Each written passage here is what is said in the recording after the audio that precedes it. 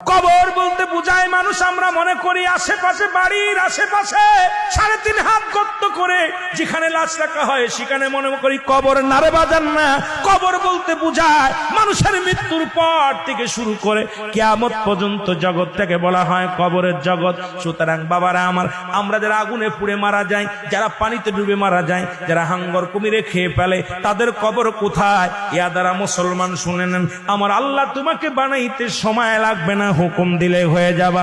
সুতরাং মৃত্যুর পর থেকে শুরু করে কিয়ামত পর্যন্ত জগৎটাকে বলা হয় কবর।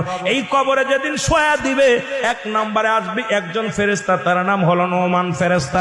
মুসলমান শুনে নেন, আমরা জানি কবরে শোয়ানো পর মুনকার নেকির আসবে। এই ভাইরা আমার, মুনকার নেকির আসার আগে নোমান ফেরেশতা আসবে, কবরে ঢুকে যাবে। সব মুসলমান ডাকতে বলবে, ভাই ওঠো, তোমার ভিতরে রূহটা দেয়া হলো। আজরাইল আলাইহিস সালাম রূহটা বাইর করেছে, আমার আল্লাহ তোমাকে জানটা দিয়েছিল, এটা কবজ করেছে। এখন আমি তোমার দুজন কেরামন কাতিবিন, দুপাশে দুজন ফেরেশতা ছিল, তারা তোমার আমলনামাটা লিখে রাখছে, ভালো মন্দ সব লিখে রাখছে। এখন তোমার হিসাব হবে, 2টা কাগজ থাকবে নোমান ফেরেশতার হাতের মধ্যে, একটা হলো নেকির কাগজ, একটা হলো বদির কাগজ। এইবার হাতের মধ্যে দিবে, ভাইরে তুমি লেখো, এই তোমার আমলনামাটা লেখো। বলবে আমি লিখবো কেমনে, আমার কাছে তো কোনো কলম নাই। ডাকতে বলে, বান্দারে তোমার কলম হলো ডান হাতের শাহাদাত আঙ্গুল মোবারক, এই মুসলমান এই আঙ্গুলটার বড় দাম। এরে আমরা হলে সুন্নাতুল জামাতের যারা মুসলমান আশিকেরা, শোনো, এই আঙ্গুলের মাথায় সুন জড়ায়ও না।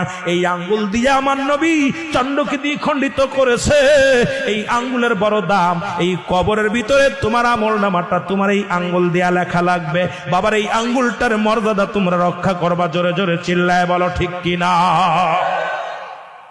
এবার ফেরেশতা ডাকতে, নোমান ফেরেশতা ডাকতে বলো, এ বান্দা, এই ডান হাতের শাহাদাত আঙ্গুল মোবারক হলো তোমার কলম। বান্দা বলবে, আমি কলম পাইলাম, কালি তো নাই। বলবে, কালি তোমার মুখের থুতু মুবারক। জোরে বল আল্লাহু আকবার। এই মুখের থুতু মুবারক তোমার কালি। আমি আপনাদের 2টি পায়ে ধরে বলে যাই, এই মুখ দিয়ে গাজায় টান দিস না, এই মুখ দিয়ে মদে টান দিস না, এই মুখ দিয়ে বিড়ি সিগারেট খাস না, এই মুখ দিয়ে কাউকে গালি দিস না। এই মুখটারে পবিত্র রাখ। মায়ের গর্ভে যখন ছিলাম, মায়ের নাভির সঙ্গে তোমার নাভিটা জুড়াইয়া দিছে, কারণ এই মুখ দিয়ে আমার নবীর দুরূদ পড়বা, এই মুখ দিয়ে কোরআন পড়বা, এই মুখ দিয়ে আল্লাহর জিকির করবা। এই মুখটা দিয়া কেমনে তুমি গাজার মধ্যে টান দাও, এই মুখটা দিয়ে কেমনে বিড়ির মধ্যে টান দাও, এই মুখটা দিয়া কেমনে তুমি হারাম খাও, এই মুখটা দিয়া কেমনে তুমি হারাম জিনিস ভক্ষণ করো। আমি তোমাদের 2টি পায়ে ধরে বলে যাই রে মুসলমান, আজ থেকে মুখটা পবিত্র রাখো গো।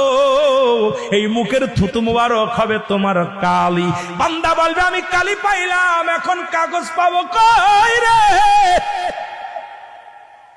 3 টুকরা কাপড়ের কাপড় দেয়া হবে, কাপড়ের কাপড় 1 টুকরা টান দিয়ে খুলে নিয়ে বল, বান্দা এই লেখো। বান্দা সেকেন্ডের মধ্যে লেখা হয়ে যাবে তার আমলনামা। হাত থেকে কাগজখানা টান দিয়ে নিয়ে যাবে, আর একখানা কাপড় দিবে হাতের মধ্যে, বান্দা লেখো।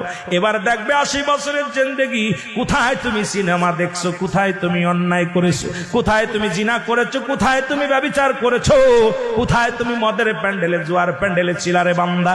এবার দেইকা বলবে বান্দা, ডাকতে বল, ফেরেশতারা রে, আমি এত বড় অন্যায় করি না। ফেরেশতা টান দিবে ক্যামেরা, এরকম মুসলমান শোনো, এই ভিডিও প্যালেস কোন মাসে, কোন তারিখে, কোন বছরে, কত সময়, কত টাইম, কত মিনিট, কত সেকেন্ড, তোমার অন্যায়টা ভিডিওর সামনে হাজির হয়ে যাবে। বান্দা পলানোর মতো ক্ষমতা থাকবে না।